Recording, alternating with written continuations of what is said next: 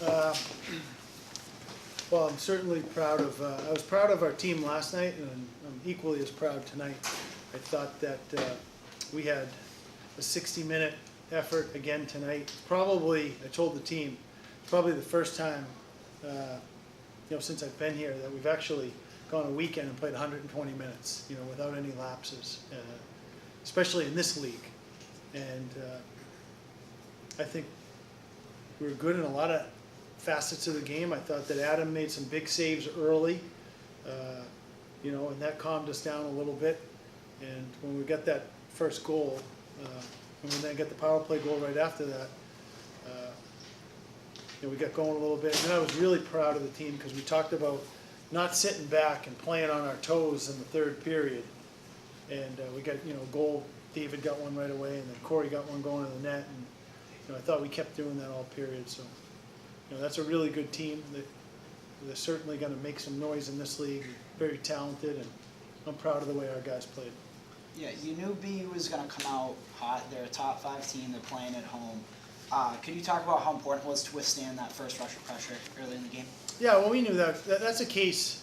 I think most teams in this league, especially you're playing in their barn, they're going to come out hard. And we knew that was going to happen. And as I said, Adam made a couple big saves early for us, and I think that settled us down. And then we played pretty well. I thought, we still played a pretty good road first period. I was happy with that. Obviously, it's a great team, Mike, but what about, can you just talk about Adam in general for the whole game today? He was great. I think he made some, in the first period, like I said, he made some really acrobatic saves early. And then I thought he was very good at just controlling his rebounds. Like, a lot of pucks hit him and stuck to him. He really didn't let them get any flurries around the net. He did a great job of keeping pucks to the corner and smothering anything that was around the net, not letting them get a lot of whacks. And because when you give up those flurries, that creates a lot of energy for the opposition. And I think he was excellent at quelling that. Can you just talk about his progression from beginning of the season to? Well, we're only 6 games in, so his first game of the year he was pretty good too. He was very good against RIT, so I just think he's a good goalie, and he played well tonight. What's the difference? I mean, the last time out he gave up 6 goals, I think. So is the team playing differently in front of him, or is he looking that much sharper tonight? I know it's the first group. That was a strange game, Ohio State. They lead the country in scoring. They got a couple guys that can really snipe, and they I think 4 of their 6 goals were under the bar.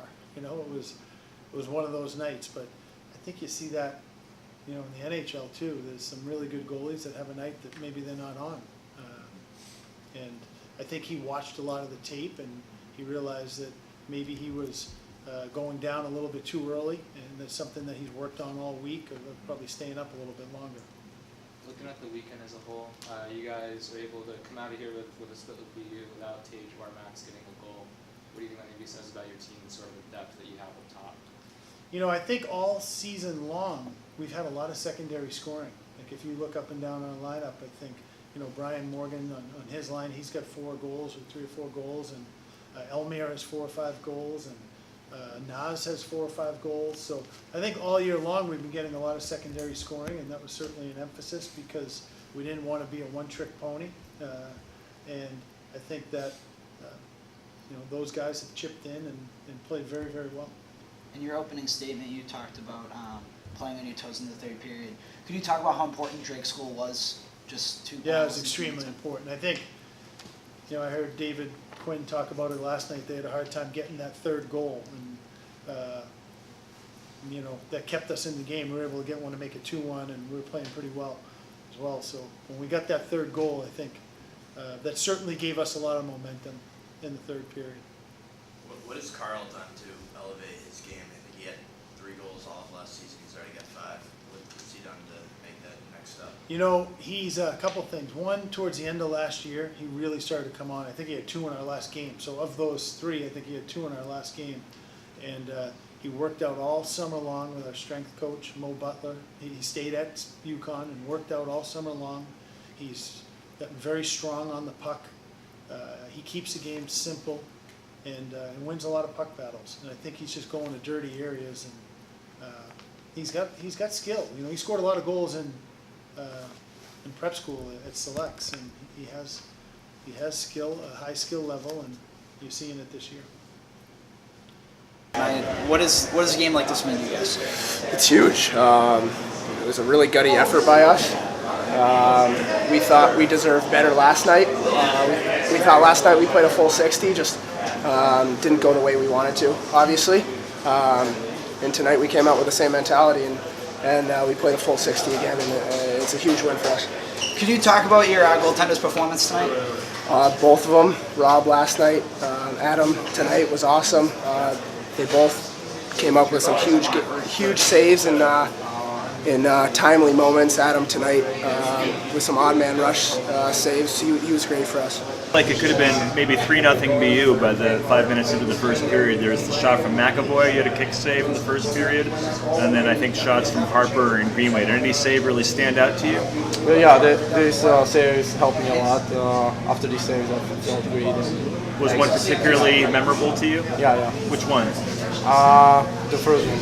The McAvoy one, when he had a kind of a pipe-like shot. Can you tell me what happened on that one? It looked like he shot from the left circle and you got your left leg out, maybe. Yeah. I'm not sure, but I'm not sure.